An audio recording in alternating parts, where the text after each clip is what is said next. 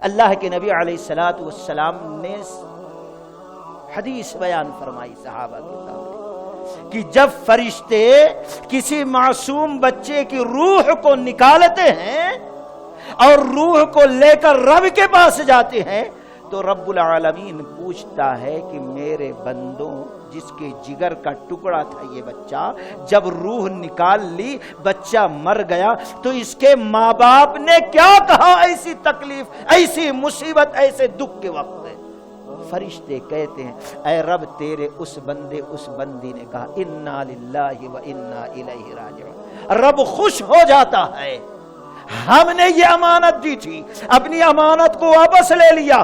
ایسے تکلیف کے وقت بھی ہماری شریعت کو نہیں بھولتے اور کہتے ہیں انا للہ و انا الیہ راجعون۔ تو اللہ کہتا فرشتوں ان کے لیے ایک گھر بنا دو۔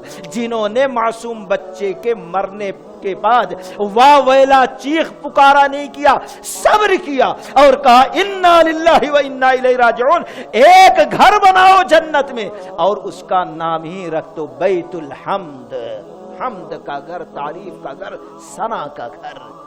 یہ فضیلت، یہ مقام دیتا